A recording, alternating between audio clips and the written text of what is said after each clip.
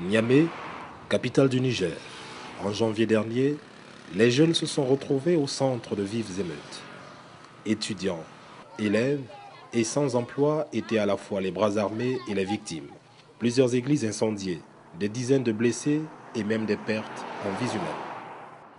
Face à ces événements, il y a eu plusieurs interprétations des hommes politiques, des universitaires, des organisations de la société civile, mais les jeunes eux-mêmes n'ont pas été entendus pour comprendre quelle est leur analyse et quelles sont leurs perspectives sur ces événements particuliers et uniques que nous avions connus. Donc l'enjeu, c'est de donner la voix aux jeunes pour écouter eux-mêmes comment ils perçoivent ces événements que nous avions vécus et qui ont mis en cause la réputation même du Niger comme pays de tolérance religieuse qui a vécu dans la paix et la coexistence entre toutes les confessions.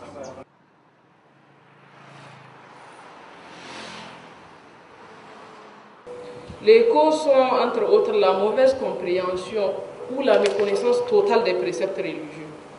Les études ont démontré que ceux qui sont violents, ceux qui sont intolérants religieusement parlant, ne connaissent rien, si je peux le dire, de la religion, ou ils ont mal compris les préceptes de la religion qu'ils pratiquent.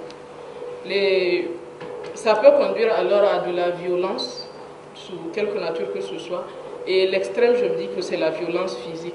Il faut dire qu'il y avait eu d'abord la condamnation de la participation du président de la République en question à la marche républicaine qui s'est tenue en France. Pour les musulmans, en l'occurrence tous les religieux, n'acceptent pas assez qu'on touche leur foi. Ici, si nous sommes présents, c'est vraiment grâce à cette foi et les musulmans n'ont pas su être à la hauteur de surmonter cette attaque avec la caricature vraiment satanique de notre prophète sallallahu alayhi wa sallam. Cette Charlie Hebdo a caricaturé le prophète Mohammed, mais aussi il a aussi caricaturé le Seigneur Jésus. Les journalistes de Charlie Hebdo, dans leurs interventions, eux-mêmes ils disent que ce ne sont pas des chrétiens.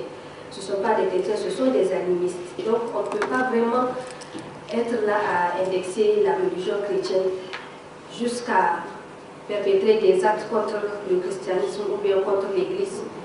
Il y a la manipulation de ces jeunes par leur entourage, mais aussi surtout par leur marabout à travers les prêches, les différents prêches qu'ils entendent. Donc un jeune qui est là, qui chante oui, qui ne fait rien, et à qui on propose de l'argent, ou bien à qui même on sensibilise pour lui dire que souhaiter bonne fête à un chrétien, c'est vraiment un péché, ou bien c'est pas normal pour un musulman.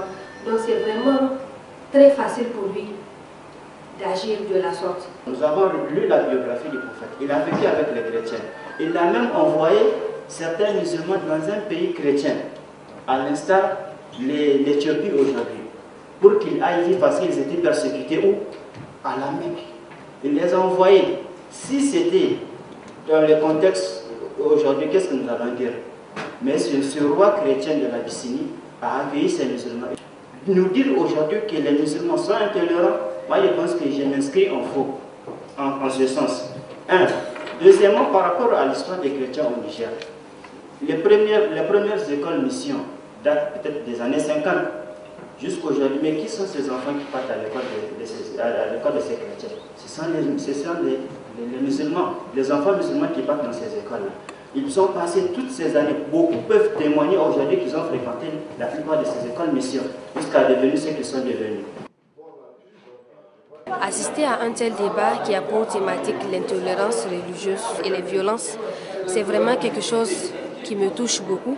Et c'était quelque chose qui me tient beaucoup à cœur parce que c'est un plateau qui peut permettre à tout un chacun, en particulier les jeunes, de s'exprimer sur non seulement les événements qui se sont passés, mais aussi sur les voies et moyens à suivre pour éviter dorénavant ce genre de situation dans le pays. C'est vrai, ceux qui ont commis les actes que nous avons recensés le 16 et 17 janvier dernier, ce sont des musulmans.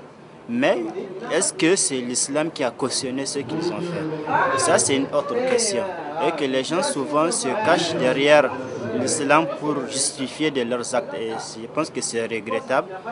L'islam est une religion de paix et par sa définition même, Nous voyons l'islam qui découle d'un attribut d'Allah subhanahu wa ta'ala qui est as-salam, n'est-ce pas, et qui est l'un attribut qui signifie paix, que Allah lui-même le créateur est paix, et que notre religion qui est l'islam, c'est-à-dire qui est une religion de paix.